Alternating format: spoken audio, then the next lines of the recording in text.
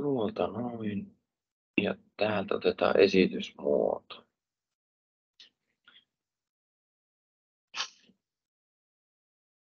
Aha.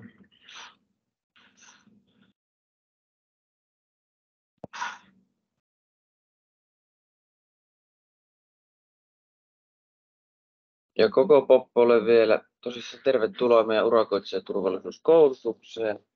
Meikäläisen nimi on Samuli Piirainen, toimin tässä nyt Nourionilla turvallisuuspäällikkönä ja vastaan meidän työturvallisuudesta, työterveydestä, ympäristöturvallisuudesta, kemikaaliturvallisuudesta. Ja yhtenä kokonaisuutena sitten vastaan myös näistä koulutuksista teille. Seuraavan reilun tunnin aikana tullaan käymään läpi eri katsentakannoista turvallisuutta. Täällä on vanhoja tekijöitä, jotka varmasti tietää jo suurin piirtein kaiken. Et nyt tämä tulee enemmän tai vähemmän vaan kertauksena. Mutta sitten on uusiakin henkilöitä, että tervetuloa. Niin katsotaan vähän tarkemmin noita kemikaaliriskejä ja sitten, mitä meillä on noissa esimerkiksi pyttytöissä. Ennen tehtaalle tulemista meillä on minimivaatimukset kaikille meidän työntekijöille ja urakoitsijoille, että teillä tulee olla Työturvallisuuskeskuksen TTK työturvallisuuskortti, eli tämä vihreä läpyskä olemassa ja voimassa. Hyväksytään toki myös Pohjoismaiden muut turvallisuuskoulutuskortit. Nämä on pääasiallisesti meidän ulkomaalaistyöntekijöitä. Sen lisäksi tulee olla Nourionin turvallisuuskoulutus, mikä pidetään nytten. Tämä sekä sitten henkilösuojaimien osalta, kun puhutaan tuolla tuotannossa liikkumisesta, niin meillä tulee olla 4-leukaremmillinen suojakypärä. Jos on kemikaaliriski olemassa, niin näissä kypärissä ei saa olla tuuletusaukkoja, ei edes suljettavia. Eli jos teillä on tuuletusaukolliset kypärät, niin ei muuta kuin kypäräkaupoille. Tämä on sen takia, koska meillä on täällä todella ikäviä kemikaaleja. Jos sattuisi tuolla tuotannossa tippumaan pisara 2 kypärän päälle ja sieltä kulkeutumaan aukosta päänahkaan, niin se tekee todella ikävää jälkeä. Suojalasit, suojavaatetus, viiltosuojakäsineet tulee olla täällä. Ollaan luokiteltu B-luokka tai parempi, riippuen työtehtävästä. Sekä sitten turvajalkineet ja kuulon suojaus tarvittaessa aina tuotantotiloissa sekä melutöissä.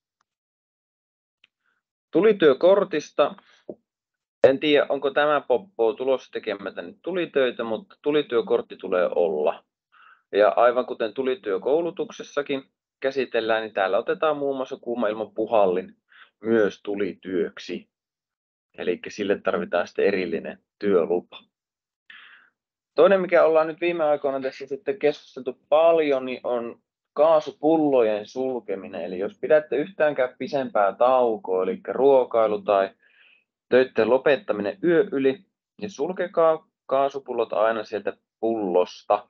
Te ei jätetä pilliä vasten kaasuja. Ja toi painepesuri kuuluu niihin tulityöalaisiin laitteisiin. Onko se ihan perinteinen vesipainepesuri? Ei. Siis lämmin pesuri. Kuinka lämpimästä vedestä me puhutaan? Eihän se 40 astetta. Niin. Ei, sitä ei vielä lueta. Sitä ei käytetä semmoisena kuin kädetään. Joo. Ei lasketa tulityöksi. Päihteet ja tupakointi, tämä on aika normi nykyään jo koko Suomen maassa. Eli alkoholi- ja huumausaineiden hallussapito ja niiden vaikutuksen alaisena oleminen on täysin kielletty. Tupakointi. Tupakoiko tästä porukasta joku? Ei kukaan nykyään. Sepä juuri. Tai koskaan edes on polttanut. Joo. Niin meiltä löytyy hiekkaparkkipaikalta nurkasta tupakointipaikka, niin näytän sen vielä kartalta erikseen. Eli tehdasalueella ei saa tupakoida. On se sitten sähkötupakointia, tavallista tupakointia tai nuuskan käyttö. Valokuvaaminen ja trukkien käyttö, nostimien käyttö on aina luvanvaraista. Eli aina ennen kuin lähdette miettimään, että saadaanko valokuvata tai käyttää henkilön nostimia, niin siihen täytyy olla erillinen lupa. Valokuvaaminen itse asiassa on ihan suositeltavaakin näistä töistä. meillä on vaatimus, että työkohteet urakoitsijoiden osalta tulee samaan tilaan tai parempaan siisteystason mukaan.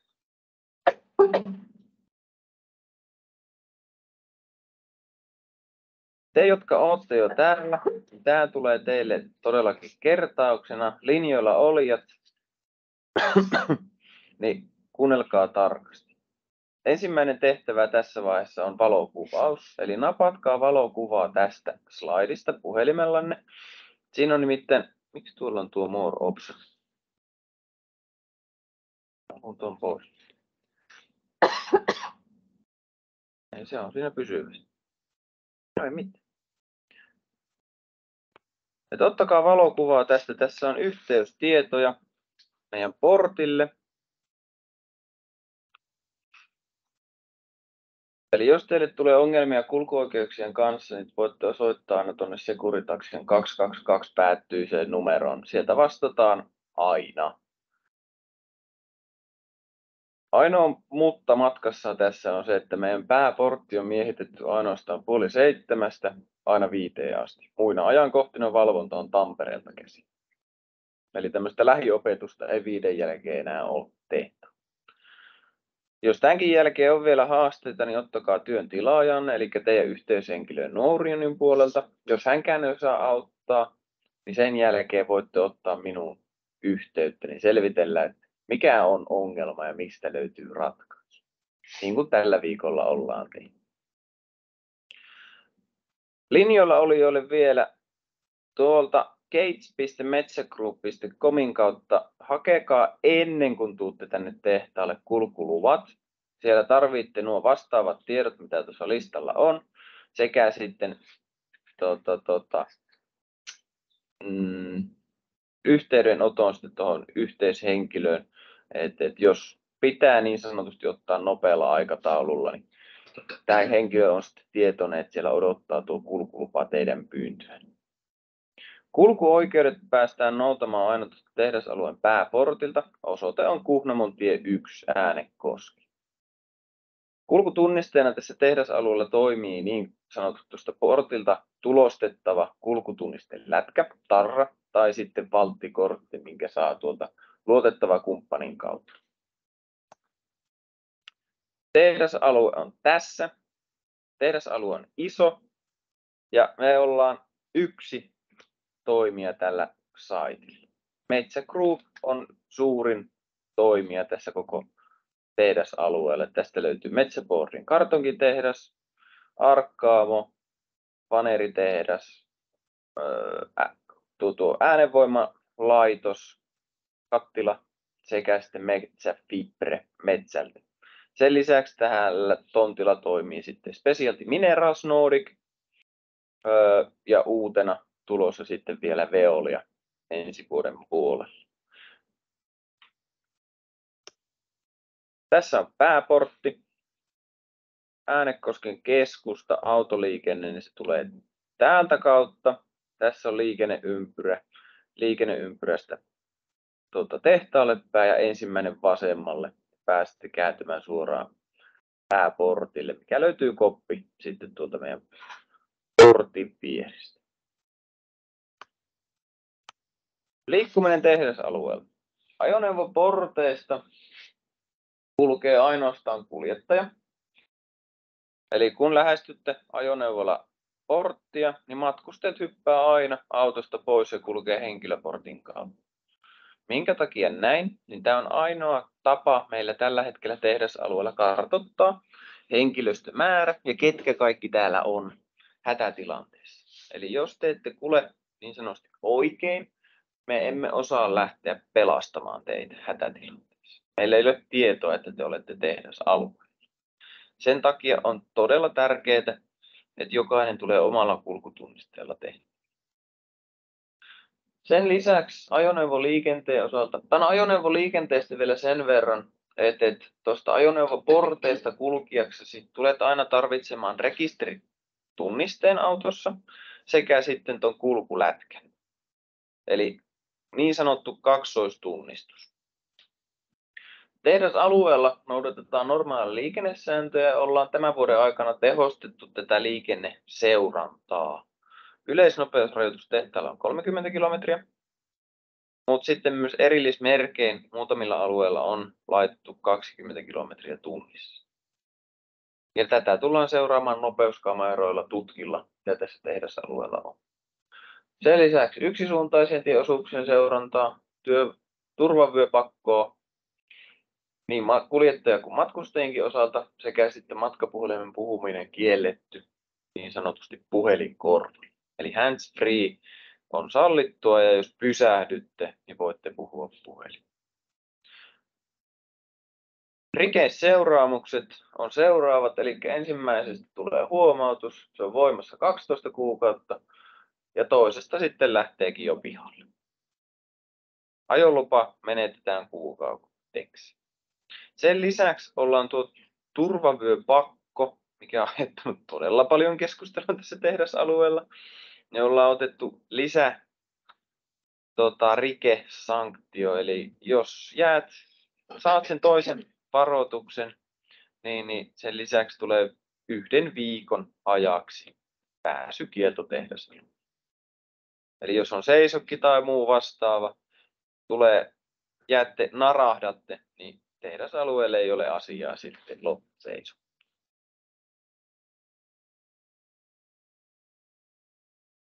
Me pyritään minimoimaan tehdasalueella autoliikenne ihan minimiin ja sen takia pyritään rajoittamaan näitä kulkuoikeuksia tässä tehdasalueella. Toki täytyy aina muistaa se, että työn sujuvoittamiseksi autoja tarvitsemme vielä.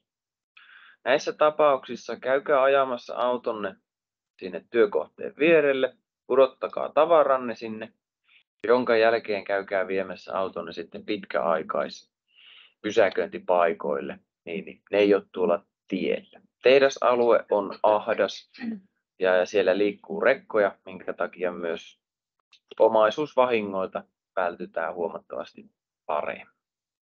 Nämä pysäköintipaikat on Konekorjaamo, kolmoslinjan edusta, Hiomo sekä sitten päärakennuksen edusta. Toinen hyvä maininta, että tällä tehdasalueella aina isommalla on etuajo-oikeus. Eli jos lähestytte isoja ajoneuvoja, on se trukkia, rekkaa, kuorma-autoa, niin ennen kuin lähestytte, niin varmistukaa aina, että kuljettaja on nähnyt. Ja tähän on hyvä käytäntö se, että morjestakaa kuljettajalle, niin pitkään morjestatte hänelle, kunnes saatte se vastakaipuun siihen. Jos ette ole saanut takaisin morjestusta, niin ei ole mitään asiaa ajoneuvon lähellä. Hän ei silloin ole välttämättä nähnyt. Tässä on sitten tuo kartta. Eli me ollaan tällä hetkellä täällä pääovesta konttorin rakennuksessa, niin pitkäaikaispysäköintiä löytyy tuosta meidän sisäpihaltamme kolmoslinjan takaa.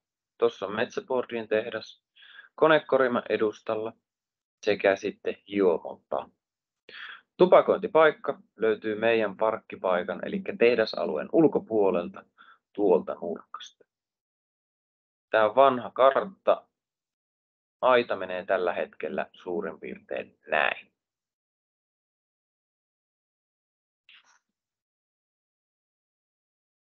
Kulunvalvonnasta sen verran 2 asiaa. Nourien kuin portin henkilökuntakin tai porttitoiminnot pidättää oikeuden tarkistaa kulkuluvat sekä sitten mahdolliset ajoneuvojen sisällöt, tavarat ja niiden omistusoikeudet. Sen lisäksi tehdasalueella on 100 videoivaa tallentavaa kameraa, jolla pystytään sitten näissä epäselvät tilanteissa tarkistamaan, että miten se asia todellisuudessa on mennyt. Tämä teille tiedoksi. Tässä vaiheessa herääkö kysyttävää? Mennään seuraavaksi meihin, Nourioniin, ja mitä me tehdään Äänekoskella. Hiljasta on, niin mennään eteen. Me valmistetaan CMC, eli karboksimetyyliselluloosa. No se ei nyt vielä kerro kovinkaan monelle mitään. Mitä se nyt sitten on? Me valmistetaan sellusta, puusta, vesiliukoista. Me tehdään taikoja. Raaka-aineena meillä on uusiutuva luonnonvara eli sellu. Ja lopputuote on vaaleaa, mautonta, hajutonta pulveria kautta granulaattia. Eli riippuen asukkaan toiveesta valmistetaan se lopputuotteen koostumus haluttuun oloon. Terveydelle ja ympäristölle vaaraton, luonnossa hajoaa. Täytyy kuitenkin muistaa, että hengitys täytyy suojata kuitenkin, että keuhkoissa ei ole mukava aine. CMC-laitoksena me ollaan maailman suurin. Meillä on pitkä lista sertifikaatteja, millä varmistetaan se, että meidän toiminta on laadukasta. Kapasiteetti on 64 000 tonnia. Tuotantolinjoja on 3 kappaletta sekä sitten 2 tislaamoa, missä tislataan sitten viinaa, mitä meillä tässä tehdasalueella on. Sen lisäksi meillä on todella suuri tutkimus- ja kehitysosasto, pilotlaitos, laadunvarmistuslaboratorio ja asiakaskunta on hyvin laaja. Et meillä lähtee tätä CMCtä aina tämmöisestä raskasta teollisuudesta, paperi, kaivos, öljynporaus, rakennusteollisuus, sitten pesuaineisiin, elintarvikkeisiin sekä lääketieteisiin tai lääketeollisuuteen. Mä en tule pitämään teille kemian tuntia, mutta mä haluan herättää sen teille, että meidän tuotteemme tai reaktiomme tuotteet, CMC, vaaraton aine, käytetään elintarvikkeissa. Me syödään sitä lähestulkoon päivittäin. Vesi sekä sitten natriumkloriidi, eli ruokasuoli. Ne on niin arkisia asioita, että ei kuvitteliskaan, että niiden takana voisi olla mitään kummallista. No, miten me päästään siihen? Me käytetään sellua, natriumhydroksidia, eli vahva emäs, lipeä, sekä MCA, eli monokloorietikahappo, mikä on vahva happo. Ja tällä on vielä myrkytysominaisuudet, kerron siitä lisää. Niin lähtötuotteet on hyvin vaarallisia, ikäviä aineita, ja me päästään tänne hyvin vaarattomiin tuotteisiin. Ja tämän takia me pidetään tätä turvallisuuskoulutusta, että te ymmärrätte, minkälaisia riskejä täällä on täällä tehdasalueella, ja me osataan ottaa ne riskit, vaarat ennakkoon, eikä vasta siinä vaiheessa, kun se on naama. Mennään kemikaaliriskeihin seuraavaksi. Tehdasalueella on karkeasti 900 erilaista kemikaalia, minkä takia voin taata, että tästä laitoksesta löytyy kaikki Euroopan unionin nämä vaarapiktogrammit, eli nämä varoitusneliöt.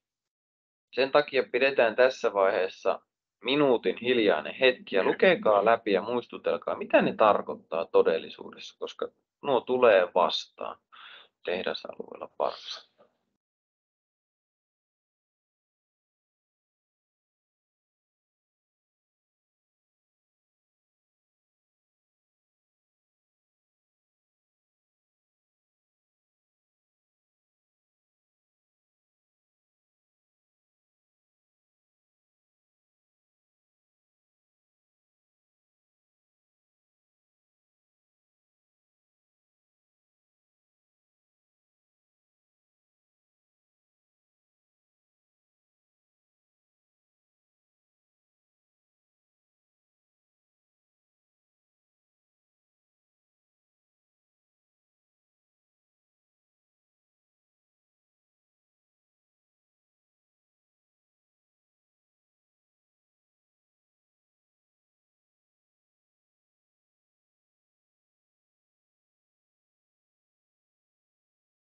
Kolmiot on onneksi hyvin yksiselitteisiä, niissä on hyvät kuvat, että niistä pystyy aika lailla päättelemään myös, mitä vaaroja niissä on.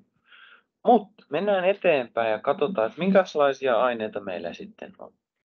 Näitä on kymmenkunta, keskitytään muutamaan pikkusen tarkin. Ammoniakki. Meillä löytyy kylmälaitteista niin nesteenä kuin sitten myös vuototilanteessa kaasuna. Se on myrkyllistä hengitettynä suurissa pitoisuuksissa. Sillä on syövyttävä ominaisuus niin hengityselimiin kuin silmiin. Kaasu itsessään on päritön, pistävän hajuinen, eli sen pystyy haistamaan onneksi. ja se on ilmaa kevyempää, eli nousee ilmaan ja haihtuu sitä kautta aika nopeasti. Ikävä puoli tässä kemikaalissa kuitenkin on se, että vaikka se pystyy haistamaan hajulla, mutta tarpeeksi suurissa pitoisuuksissa, tarpeeksi lähellä sitä päästölähdettä, se turruttaa teidän hajuaistit. Minkä takia ohjeistus ammoniakin kanssa on, että jos te haistatte ammoniakin, niin poistukaa sivutuuleen tai samaa reittiä, mitä olette tulleet. Ikävä kaasu. Vielä ikävämpi kaasu on typpi, mitä me käytetään meidän prosessitiloissa laitteiston inertoinnissa. Eli tällä me syrjäytämme hapen, mikä johtaa siihen, että siellä on tukahtumisvaara. Aineena, kaasuna, väritön, hajuton, eli sitä ei pysty havaitsemaan millään muulla kuin kaasumittareilla tai sillä, että virustoveri pökrää siinä vieressä. Siinä vaiheessa ei kannata jäädä pelastamaan häntä, vaan pelastaa itsensä. Tähän pysäytään sitten pikkusen pisemmäksi aikaa, eli monokloorietikahappo. Se on kirkas, myrkyllinen, syövyttävä vesiliuos, jolla on pistävä haju. Ja tämä on yksi niistä syistä, minkä takia me emme halua tänne niitä tuuletusaukollisia kypäriä kenellekään. Nimittäin 5% ihokosketus saattaa olla jo hengenvaarallinen. Mikä on 5% ihokosketuksesta? Niin voitte laskea, oma kämmen on 1%. Eli jos lähdetään laskemaan 1, 2, 3, 4, 5 käsivarressa, niin se on käytännössä käsivarsi toiselta puolelta. Se on 5%. Jos iho altistuu CMClle siltä pinta-alalta, te voitte olla hengenvaarassa. Ja se johtuu myrkytysominaisuudesta. Tämä happo aiheuttaa toki ensimmäisen, toisen ja kolmannen asteen palohaavoja, mutta minkä näen itse vielä suuremmaksi riskiksi on se myrkytysominaisuus. Eli tämä MCA estää meidän vartalossamme 2 entsyymin, jotka osallistuvat meidän energiakulussa, eli kuinka energia kulkee ruoansulatuksesta elimille, niin sen toimii. Ja kun energia ei pääse kulkemaan aivoihin, keuhkoihin, sydämeen, niin kaikki pystyy päättelemään, että se ei ole hyvä juttu. Kuinka paljon tätä nyt sitten 5% altistumiseen tarvitaan MCA:ta? Me puhutaan pelkästä desilitrasta. Sitten jos katsotaan se kokonaisuus, mikä tässä tehdasalueella ainetta on, meillä on koko ajan jatkuvasti täällä karkeasti 240 000 litraa. Eli yli 2 miljoonaa, melkein 2,5 miljoonaa desiä. Määrät on todella suuria. Ja tehdasalueella itsessään tulee 21 miljoonaa litraa happoa vuodessa. Määrät on ihan tajuttoman iso. Onneksi me emme ole ensivasteen osalta aivan kädettömiä, vaan olemme varautuneet tähän todella vakavalla seuraamuksiin. Halutaan, että näin ei pääse koskaan tapahtumaan. Jos altistuminen tapahtuu tai epäilette sen olevan tapahtunut, eli rupeaa kutittamaan, niin voitte olettaa aina, että se on MCA:ta. Siitä ei ole mitään haittaa, koska ensivaste pitää saada mahdollisimman nopeasti alle minuutissa, joka on todella lyhyt aika. Jos altistuminen on alle se 5%, eli alle 50, niin avattakaa tuolta tehdasalueelta löytyvät hätäaltaat. Avaamisesta tulee hälytys saman tien valvomoon ja sieltä lähtee tulemaan apu teille. Eli se on se kaikkein ensimmäinen. Sen jälkeen riippuen siitä, että mikä ruumiin osa, vartalon osa teillä on altistunut, ruvetkaa huuhtelemaan tuolta hätäaltaassa löytyvältä vesi- ja natriumbikarbonaattiliuoksella sitä altistunutta vartalon osaa. Minimissään 30 minuuttia. Tämä neutraloi sen hapon vaikutuksen ja estää sen, että se myrkytystila ei pääse tapahtumaan. Eli se hapon myrkyllisyys ja syövyttävyys häviää, kun se pääsee kontaktiin natriumbikarbonaatin kanssa. Eli pelisilmää pikkusen. Jos kasvoille on tullut, te ette voi 30 minuuttia sukeltaa, jolloin se vaatii sitä, että te puljuttelette kasvoja. Jos on taas käsi, niin te voitte upottaa sen siitä altaan vierestä sinne altaaseen. Mutta jos se on sitten esimerkiksi pyllynpakarat, niin ei muuta kuin altaaseen, vaan vaatteet päällä. Ja sen jälkeen ruvetaan riisumaan vaatteita, että se bikarbonaatti pääsee aina sinne iholle vasta. Jos puhutaankin sitten yli 5% altistumisesta, niin sama homma. Hätäaltaaseen mahdollisimman nopeasti, hypätkää suoraan sinne vaatteet päälle ja sen jälkeen rupeatte riisumaan vaatteet, kun olette saaneet kasteltua sen tuolla liuuksella. Altaat on 30 asteisia, eli siellä pitäisi jo tarjeta tuo 30 minuuttia oikein hyvin. Mutta sen lisäksi meille on sitten tullut nyt tämän vuoden aikana tänne tehtaalle tämmöinen MCA-vasta-ainejauhe, joka tuodaan sinne hätäaltaalle sitten. Hätäaltaalla se sitten sekoitetaan tämmöinen sekoituspulloon, lisätään vesi, sekoitetaan ja nautitaan suun kautta. Näin se menee ideaalitilanteessa, mutta todellisuudessa täytyy muistaa, että jos sä saat happoa päälle, altistunut henkilö menee shokkiin. Ja siinä tilanteessa sillä auttajalla on todella suuri merkitys. Auttajan tulee varoa, että itse ei altistu sille kemikaalille. Eli jos et ole suojautunut kemikaalisuojapuvuissa, niin älkää menkö koskemaan siihen henkilöön, koska silloin tekin altistuu. Ja toinen, se altistunut ei todennäköisesti pysty ajattelemaan selkeästi, hän ei välttämättä kuuntele tarkasti, niin hänelle täytyy todella selkeästi lyhyillä sanoilla ohjeistaa, että mitä pitää tehdä. Eli tule tänne. Hyppää altaaseen. Parin sanan lauseita, kovaa ääneen, selkeästi ja toistaen. Silloin ehkä saadaan hänet sinne altaaseen. Toinen, mikä tässä on paras ensihoito koko Suomen maassa, on tässä tehtaassa. Eli MCA:n osalta, kemikaalialtistumisosalta, ei ole mitään kiirettä lähteä lääkäriin tai muuhun. Suomen yliopistollisissa lääkäreissä tai sairaaloissakaan ei pystytä tekemään parempaa ensihoitoa kuin täällä. Eli älkää pitäkö kiirettä missään tapauksessa. Jatkohoitona on aina sitten lääkärissä käynti, kun se ensivaara ollaan saatu taltutettua, sekä sitten, että jatkohoito on yleisesti kemikaalipalovammoille soveltuva hoito. Tässä on näitä hätäaltaita, eli rosterisia pakastearkkuja. Luukku auki, ei muuta kuin mies sisälle tai nainen sisälle, jos altistuminen on tapahtunut. Ja kastellaan aina niin paljon, että ollaan kastauduttu kokonaan se altistunut osa. Tässä nyt on huono esimerkki, että tässä on lähdetty riisumaan ennen kuin ollaan saatu sitten taas kastauduttua kokonaan. Eli täällä on kuiva osa, ei näin. Sen jälkeen vaan vaatteet pois sieltä. Ja ollaan käytännössä alusvaatteisilla loppuaikaisilla.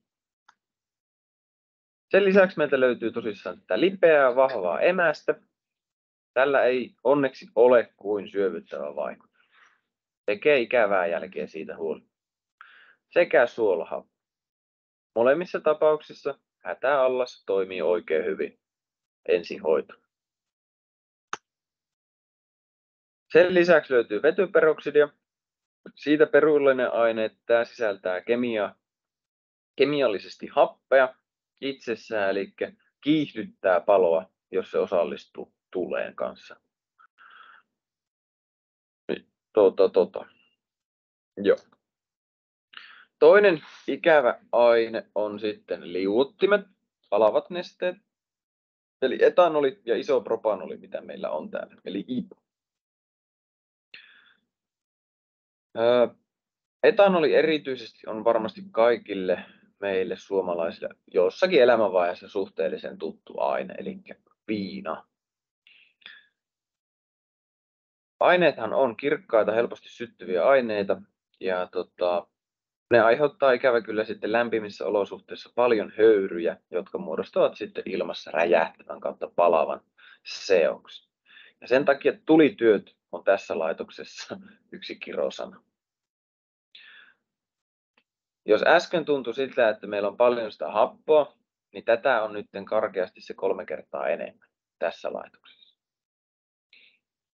Ja määrät on tosi suuria, mitä me käytetään. Me ollaan tällä hetkellä Suomen valtiossa, Suomen kansan jälkeen toisiksi suurin käyttäjä.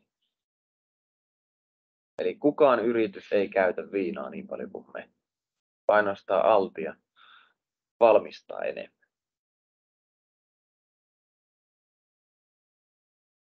Ja sillä on tosissaan melkoisia riskejä. Ja meillä on ikävä kyllä siitä kokemuksia. 2009 syyskuussa viikonloppuna Hollannissa meidän tytär CMC-tehtaassa tuli tämmöinen suotonauhapuristin tuotantoruuhka. Siellä CMC pakkautui kasalle ja siellä jouduttiin ajamaan sitten tuotanto seis, että nyt se ei vaan kule eteenpäin siitä. Tehtiin nopea tilannearvio, todettiin, että lähdetään pyörittämään pikkuhiljaa sitä käsiä, että lähdetään tyhjentämään sitä kautta, että ei avata laitteistoa tarkemmin, että ei tarvitse lähteä sisälle sitten. Suunnitelmaa toimi. He saivat purettua sen ruuhkan sieltä suotonauhan puristamalta ja katsovat, että kaikki on kunnossa. Siellä on viirat jiirissä ja linja on valmiina ottamaan lisää CMC:tä sitten puhdistukseen. He tekivät päätöksen, ei muuta kuin lähdetään pyörittämään. Laittoivat viinapitoiset CMC:t sinne puhdistukseen, niin kuin normaalisti. Ei mennyt kuin minuutti, niin kuului puum. Räjähdys oli halkasijaltaan 100 metriä. Se suotonauha puristin, mikä räjähti, se löytyy tämän betonikakun alta. Tuo betonilaatta näyttää tässä tosi pieneltä, mutta se on yli metrin paksu. Metrin. Antaa osviittaa siitä, että minkä kokoluokan räjähdys se on ollut, että metrinen betonilaatta halkeaa ja tippuu alas. Tuossa räjähdyksessä kuoli työntekijä ja onnettomuudessa tämä tapahtui viikonloppuna, jolloin siellä oli vähemmän porukkaa tuolla tehdasella. Räjähdyksen vauriot oli niin suuret, että tuo tehdas ei koskaan käynnistynyt uudestaan. Eli se oli tuon tehtaan loppu. Mikä tuossa nyt sitten kävi? Niin se typpi, mitä äsken sanoin, että se on pirullinen aine täällä laitoksessa, niin se oli karannut tuosta prosessilaitteesta.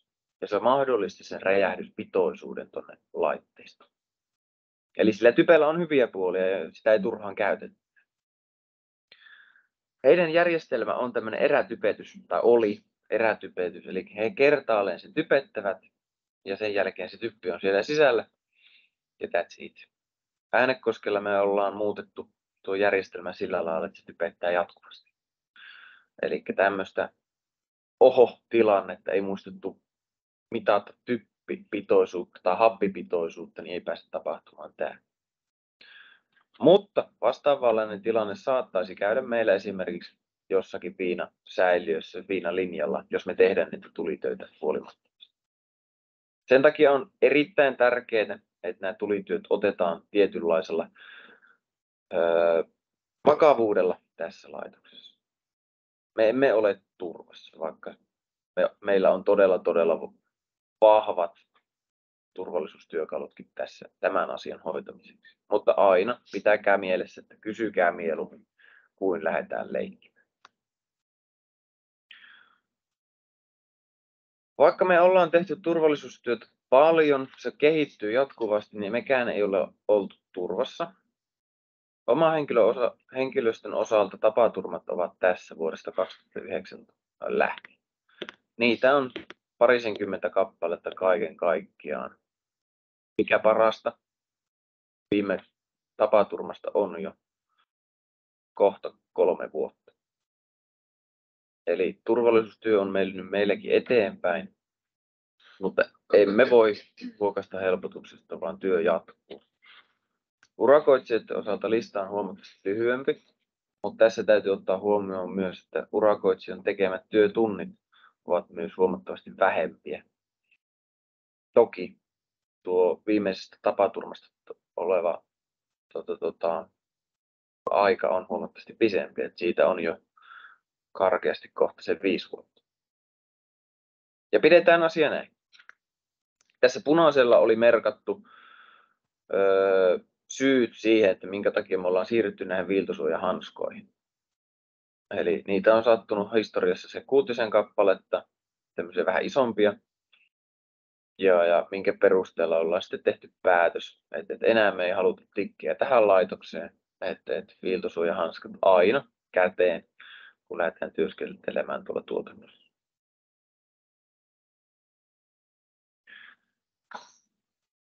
Mä oon nyt pelotellut teitä viimeiset puoli tuntia tässä, niin mennään pikkusen sitten taas siihen, minkä takia me nyt sitten tehdään.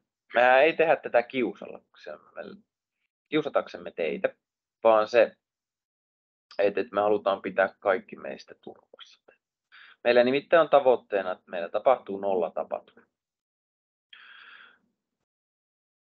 Sana turvallisuus ei meillä tarkoita pelkästään sitä työturvallisuutta, mitä normaalisti puhutaan turvallisuuden osalta, vaan se sisältää kaikki. Se on ympäristöturvallisuutta, alueturvallisuutta, kemikaaliturvallisuutta, prosessiturvallisuutta, tuoteturvallisuutta sekä sitten työterveyttä. Historia on nimittäin opettanut meille, että mikä tänään sattuu vähäisenä ympäristöpäästönä, meillä joku venttiili pikkusen tipottaa jätevesikanaaliin. Se ei tule näkymään meidän jätevesissä yhtään mitenkään. Se käy puhistetaan tuossa jäteveden puhdistamolla, jonka jälkeen siihen lasketaan sitten vesistä.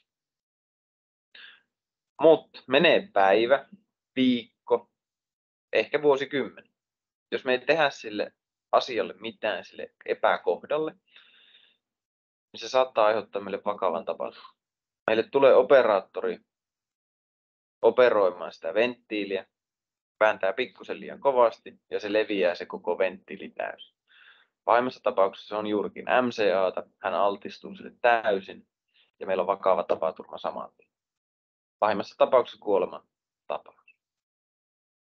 Tämän takia onkin erittäin tärkeää, että tämmöisiin pieniinkin asioihin, epäkohtiin, mitä te huomaatte tuolla, niin puututaan saman tien ja tiedotatte siitä, ilmoitatte niistä havainnoista. Sen takia aina, jos huomaatte jotakin epäkohtia, niin ottakaa teidän Nourioni yhteyshenkilöön yhteyttä ja kertokaa niistä. Nimittäin silloin me pystytään vaikuttamaan niihin. Nämä tilanteet on siitä ikäviä, että moni asia, mitä tässä tehdasalueella tapahtuu, niin muodostuu tosi hitaasti. Jonka takia henkilöt, jotka täällä työskentelee, niin ei välttämättä enää näe niitä asioita, vaan sokaistuu. Sen takia uudet silmät on aina tervetulleita tänne laitokseen. Meillä nimittäin on tavoitteena aina, että jokainen meistä pääsee terveenä kotiin joka päivä. Seuraavaksi käydään pikkusen tarkemmin, että mitä nämä työkalut on. Mitä mainitsin tuossa, niin juurikin tämä ilmoitusmenettely. Eli jos te huomaatte jotakin epäkohtia, niin ilmoittakaa niistä. Ja tämä on tärkeää 2 syystä. Ensimmäinen on juurikin se, mitä äsken mainitsin. Sillä pystytään ennaltaehkäisemään niitä läheltä piti tilanteita ja tapaturmia tulevaisuudessa. Mutta toinen on sitten taas sen oman perseen turvaaminen. Eli jos teille sattuu esimerkiksi se pieni tapaturma, tulee viilto sormeen tai pieni kemikaalialtistuma, niin sillä ilmoituksella te varmistatte sen, että teidän takananne on meidän vakuutus. Tästä on todella ikävä esimerkki kaveripiirissäni. Hän työskentelee metallijalostuksessa ja hän oli saanut sitten tämän jalostuksen yhteydessä pienen metallisen piikin sormensa, etusormen.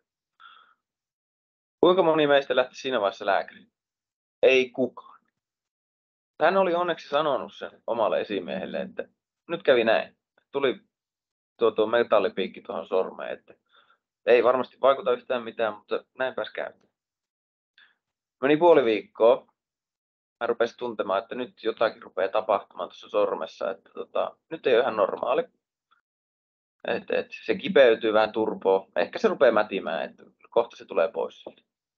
Meni seuraava aamu, niin hänen sormensa oli turvonnut kaksinkertaiseksi. Hän lähti lääkäriin käymään. Hän otti antibiootit ja tuli takaisin kotiin. Kivut oli jo siinä vaiheessa kovat, mutta nyt oli lääkkeet saatu. Meni yö yli.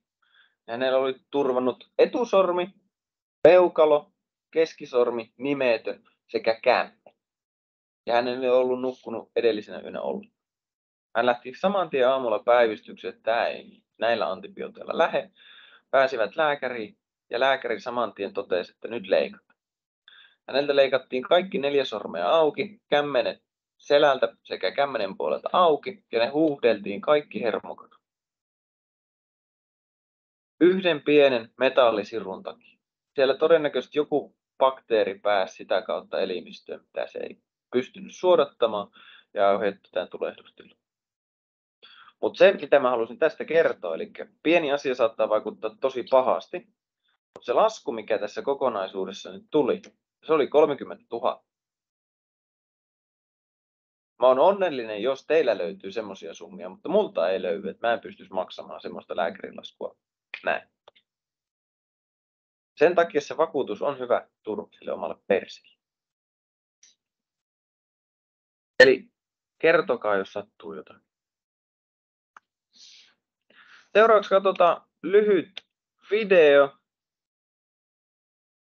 Jakamisen ihan hetkeksi sinne linjoille, niin mä otan teille sitten ton äänet kuuluviin siitä kanssa.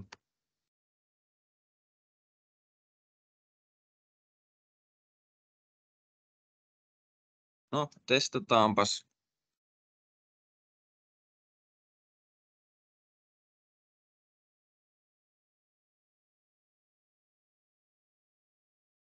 Eli huikatkaa linjoilta, kun video lähtee pyörimään, että kuuluuko ääni sinne.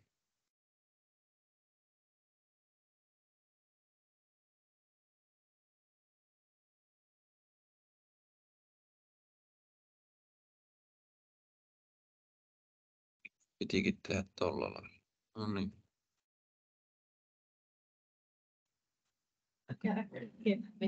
Ja.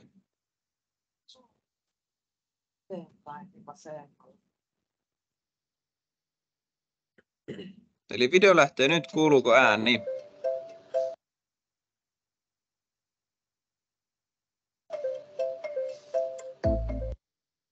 Saanko kuittauksen? Kyllä sieltä jotain kuuluu, pätkii kovasti ainakin. Joo, hyvä. Se lähtee nyt pyörimään. Et nautitaan elokuvaa hetkestä. Tervetuloa yhtiöömme. Turvallisuus on yhtiömme ydinperiaatteita ja näkyy kaikessa toiminnassamme. Me välitämme ja suojaamme työntekijämme, ympäristön sekä yhteisön, jossa työskentelemme. Näin me kaikki voimme päivän päätyttyä palata koteihimme turvallisesti. Haluamme varmistaa, että meillä työskennellessä olet turvassa. Tässä lyhyessä videossa tarjotaan yleiskatsaus kattaviin turvallisuussääntöihimme. Selitämme lisäksi, mitä me odotamme sinulta sekä kaikilta työpaikallemme tulevilta henkilöiltä. Näin pääsemme 0 tapaturmaa tavoitteeseemme. Kaikkien on käytettävä henkilötunnistekorttia tehdasalueella. Noudatathan yhteyshenkilösi antamia ohjeita. Pakolliset henkilökohtaiset suojavarusteet on selkeästi osoitettu tai määrätty.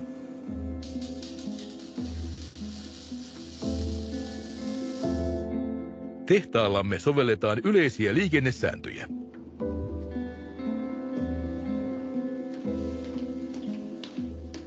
Käytäthän käsikaidetta portaissa kulkiessa sekä sisä- että ulkotiloissa. Jos puhelimen käyttö on sallittua, älä kävele ja puhu samanaikaisesti. Tarkista tiedotteestamme paikkakohtaiset säännöt.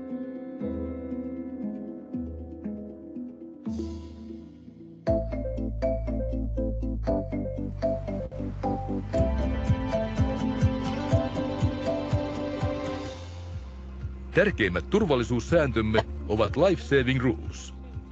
Esimerkkinä säännöistä on työlupa. Työluvassa luetellaan ne vaarat ja turvallisuuden valvontatoimenpiteet, jotka koskevat työtäsi.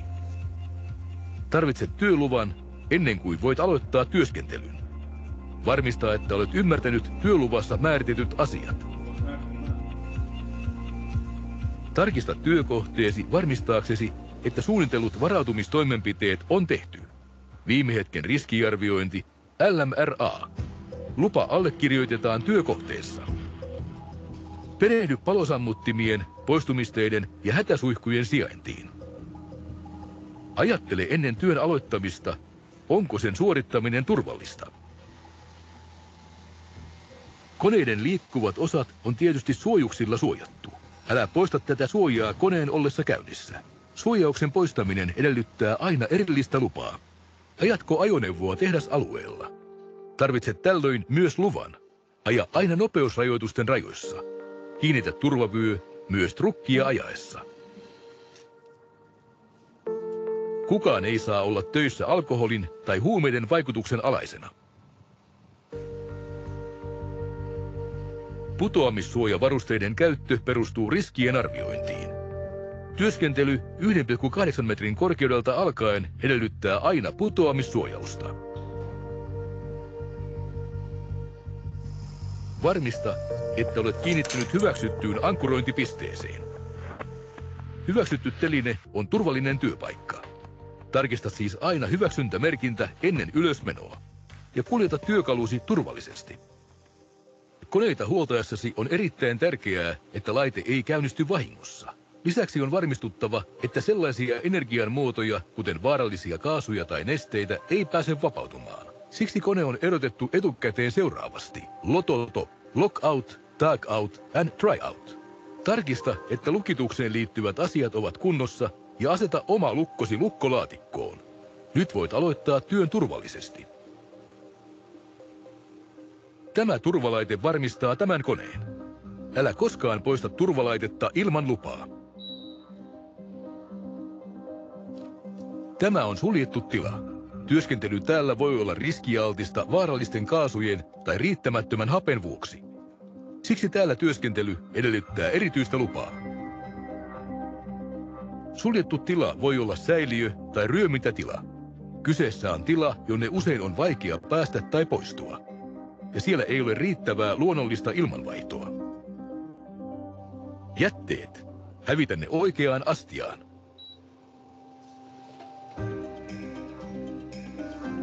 Pidä työpaikkasi puhtaana ja siistinä, jotta liukastumisilta ja kompastumisilta vältyttäisiin.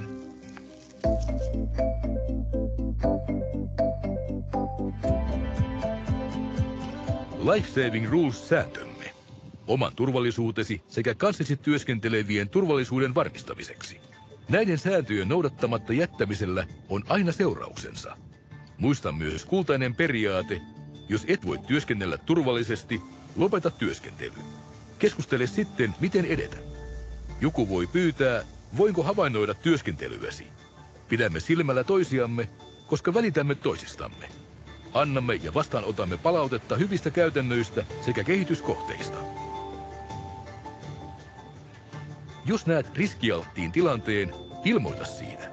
Vastaanotamme mielellämme ehdotuksesi siitä, miten voimme parantaa turvallisuuttamme.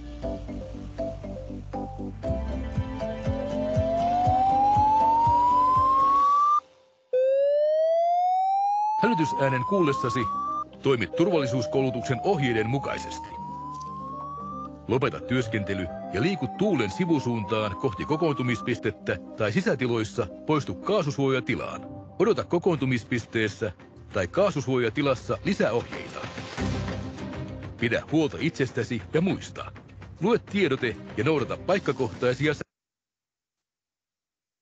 loppuu vähän kesken tuo video. Saatiin päätöksiä.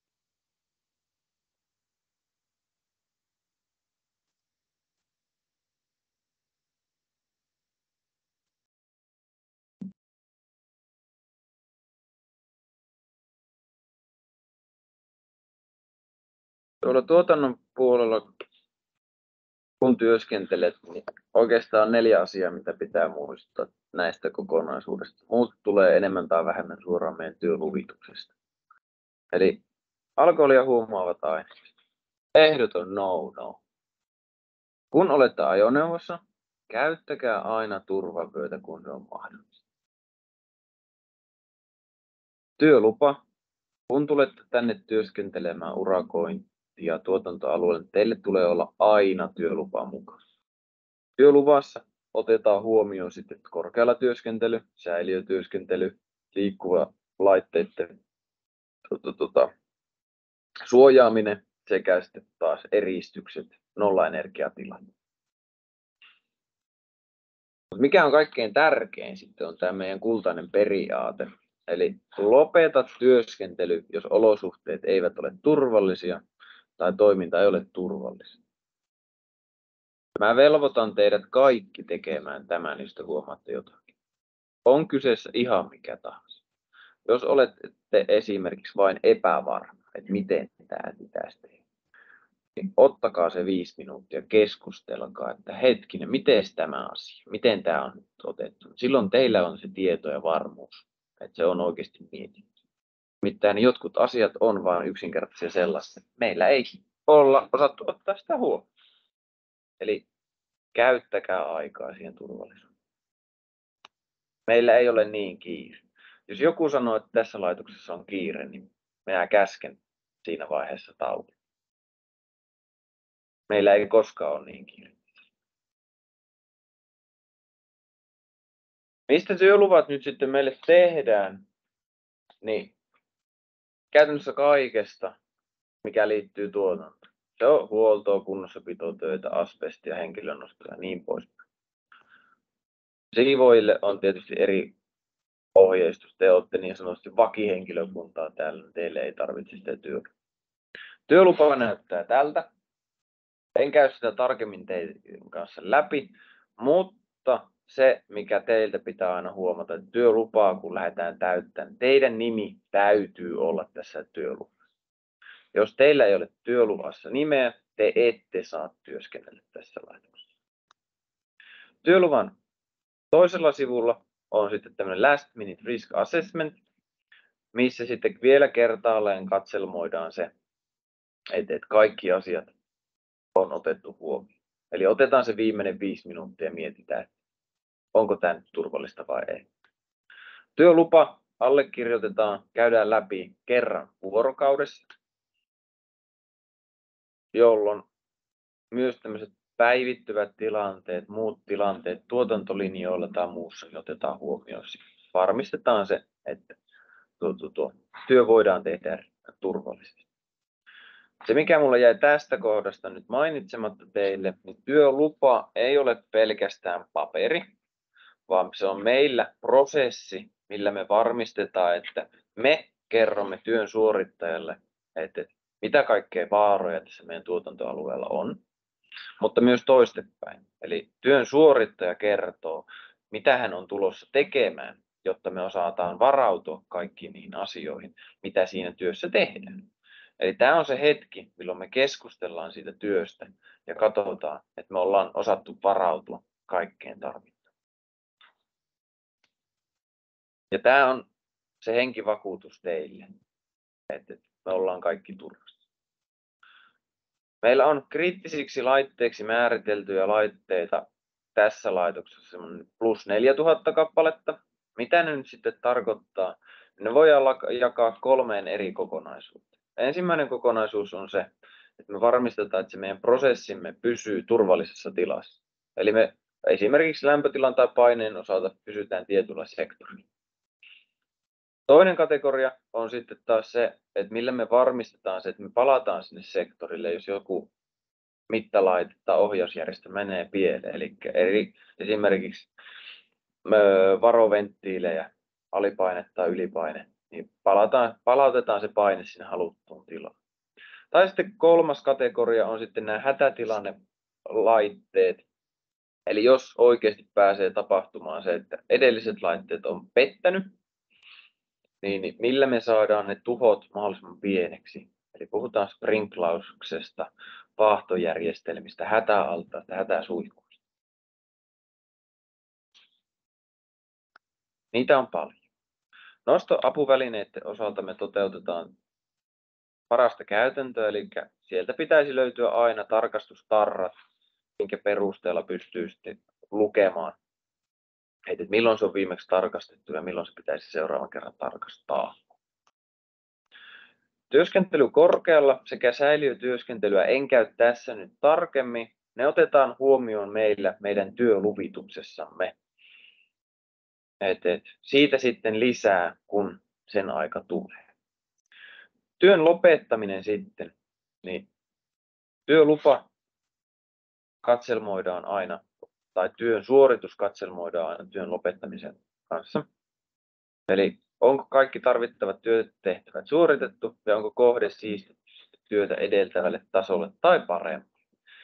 Ja tässä on aina hyvä, että ottakaa se valokuva siitä työkohteesta, jolloin jälkikäteen ei tarvitse lähteä juupas eipäs keskusteluun, vaan te voitte todistaa, että tämän näköinen se oli nyt ja näin se nyt on. Työlupa tämän katselmoinnin jälkeen sitten palautetaan aina työluvan tilaajalle ja ne arkistoidaan meillä sitten tulevaisuutta varten. Eli hyödynnetään näitä työlupia myös tulevaisuudessa. Riippuen sopimuksesta, jätteiden osalta ollaan kahta koulukuntaa. Eli jos sopimuksessa sanotaan, että työntekijä hoitaa jätteiden lajittelun ja pois viennin, niin silloin se on näin. Mutta jos sovitaan sillä lailla, että Nourion hoitaa ne, niin meillä on tässä tehdasalueella useita jäteastioita, mitä me voidaan hyödyntää sitten noissa työkohteissa. Eli jos tarvitsette lähemmäksi roskapönttöjä, niin ei muuta kuin ilmoitusta työtilaajalle, niin hoidetaan niitä jäteastioita sitten työkohteen. Hätätilanteet.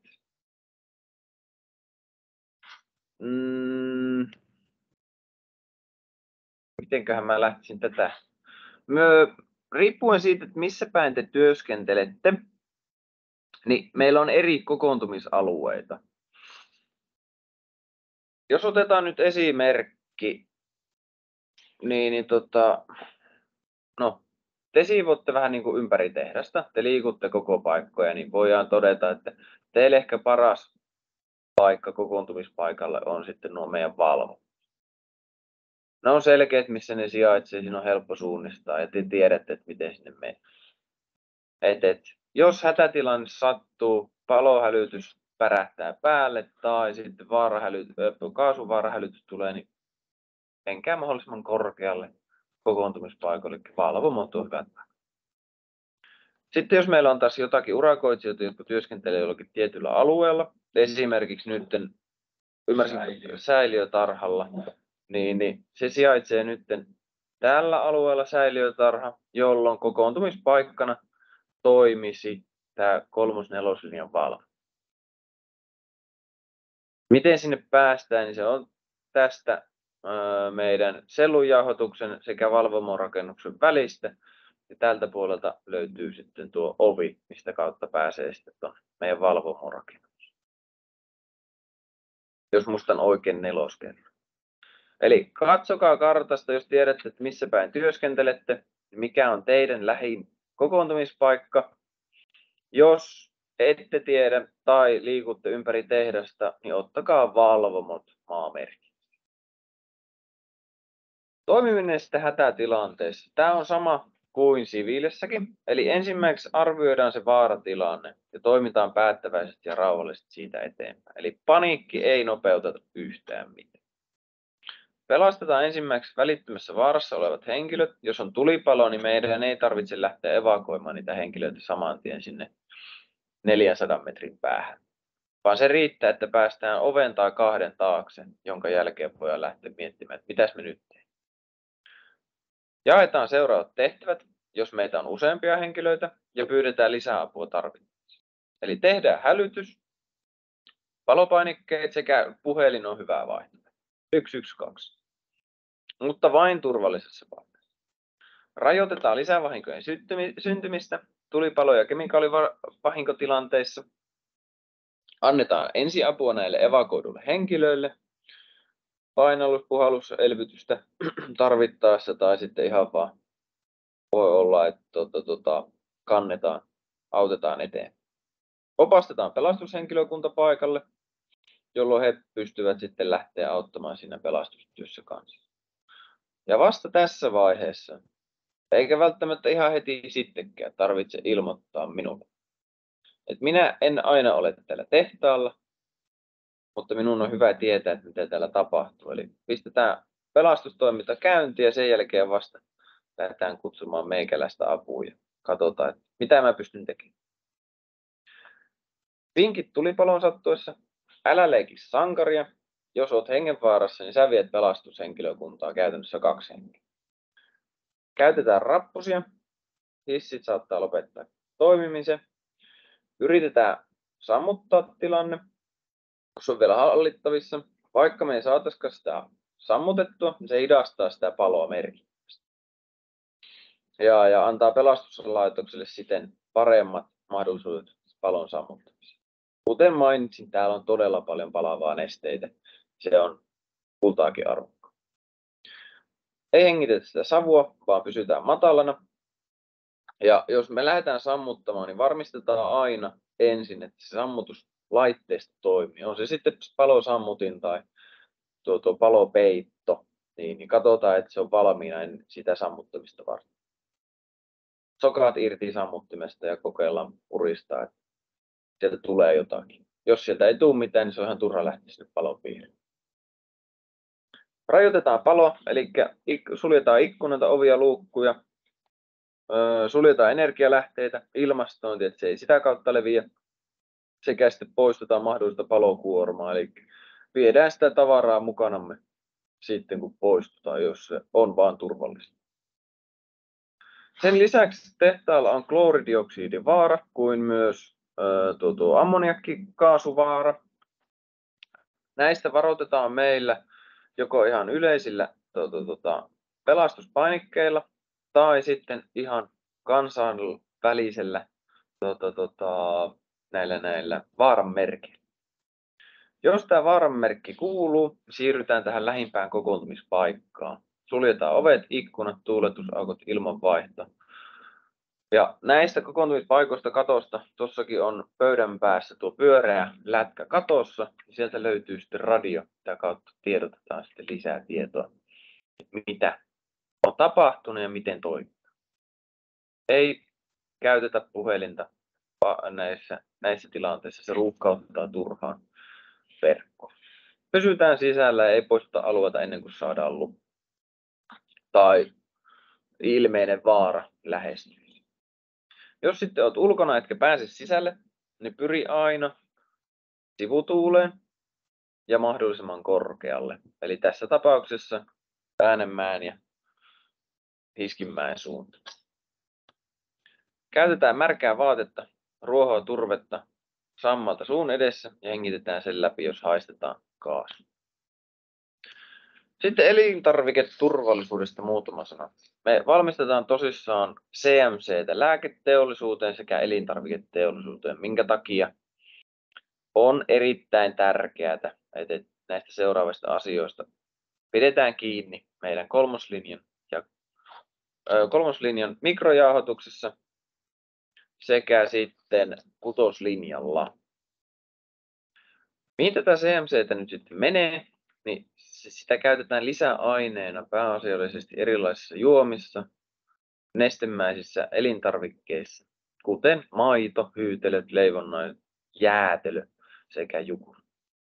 Sitä käytetään rehuteollisuudessa, mutta sitten myös lääketeollisuudessa, emulsio, voiteet, siirapit.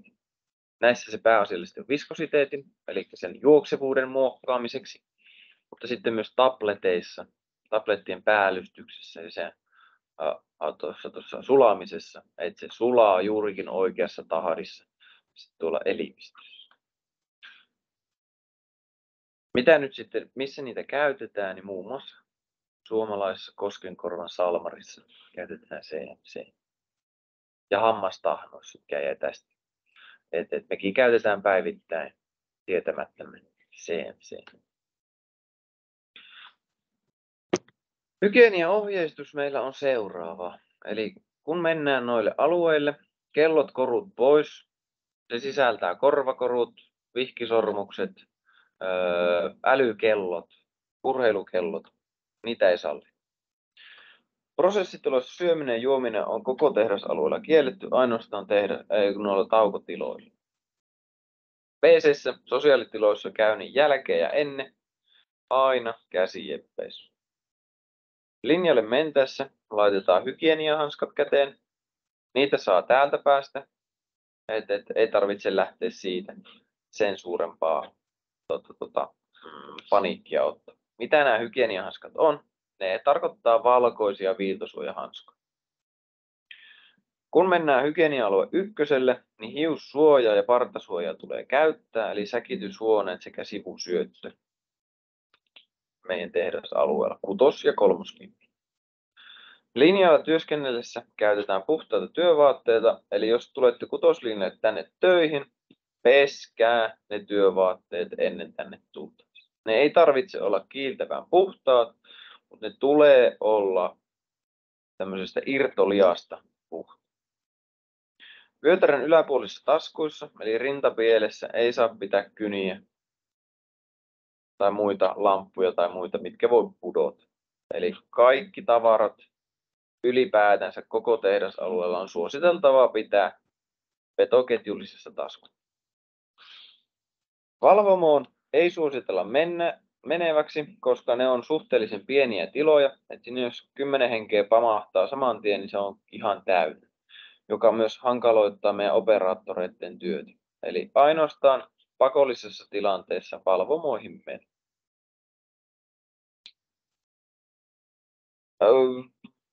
Seisokeissa, kun lähdetään viemään isompaa tavaraa, niin me pystytään hyödyntämään sitten noita reaktiosalin, 6. reaktiosalin ovia.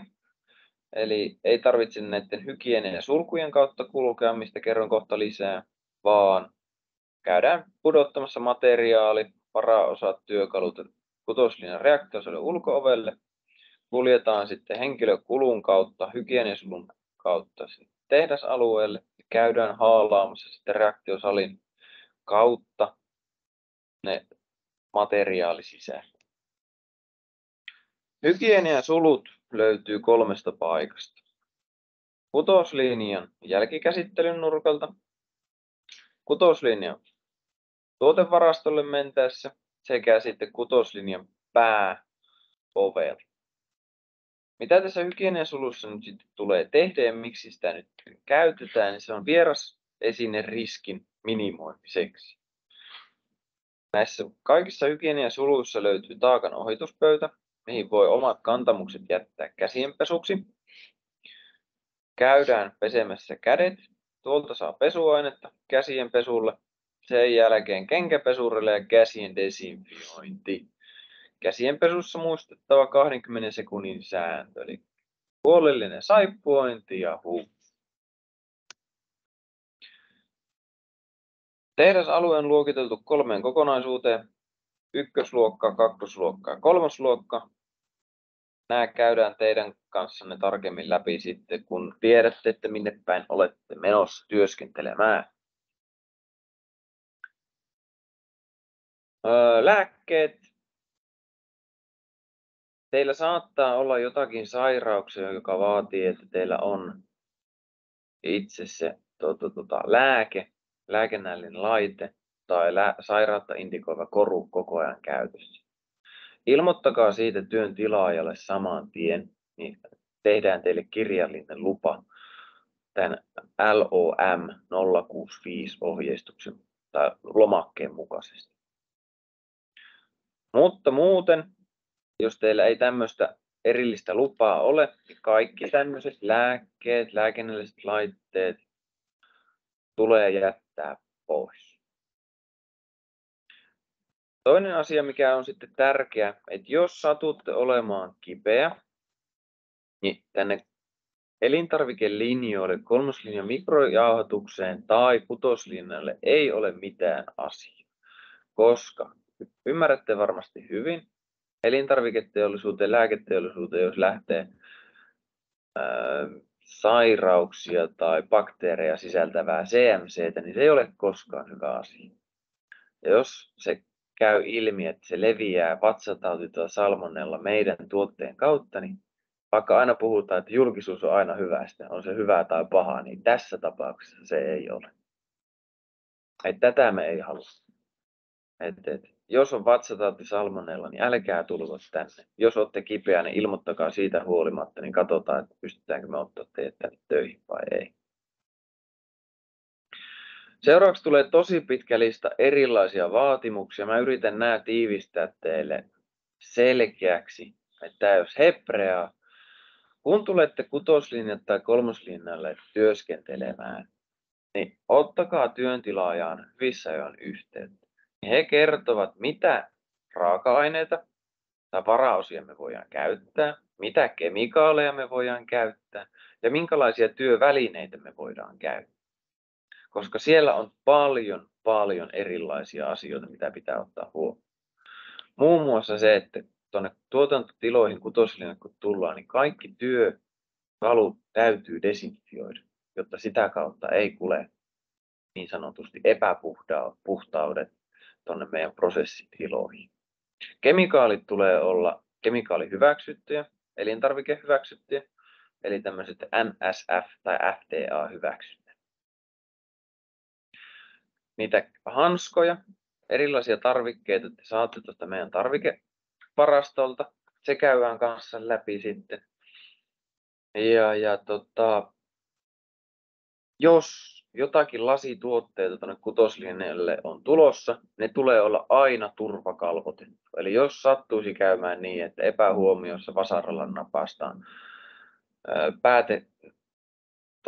näytön lasi rikki, niin se ei lähde purkautumaan sieltä, vaan se pysyy siinä kalvossa kiinni. Jos te huomaatte tuolla kutoslinjalla ja kolmoslinjan mikrojauhoituksessa erilaisia MacGyver-korjauksia, ilmoittakaa niistä. Hyvässä lykyssä tulette saamaan sitä lisää töitä teille. Korjataan näitä asioita pois saman tien. Ja viimeisenä mainintana vielä, että siis työpiste on siivottava aina työskentelyn jälkeen, että huolehditaan sitä yleistä siisteydestä. Tässä on muutamia esimerkkejä, minkälaisia havaintoja ollaan tehty. Tämä nyt ei ole kutoslinjalta päinkään, mutta tiivisteet on jäänyt niin sanotusti matkan varrelle, että ei ole päätynyt ihan sinne, mitä on pitänyt. Nämä on todennäköisesti vanhoja tiivisteitä, että olisivat joutaneet kierrätyksiin. Tässä on tiiviste asennettu vähän huonosti. Se on puristettu tuosta kohin lyttyyn ja tuolta se on jätetty avonaiseksi. Ei ehkä tiivisteistä niin pitää.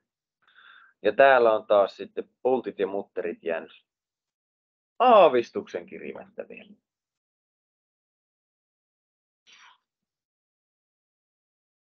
Me ollaan nyt lopussa. Tuleeko tässä vaiheessa kysyttäviä? Kuten vähän pelkäsin, tämä on tunti aktiivista puhumista minun puolelta. Tuli selkeästi niin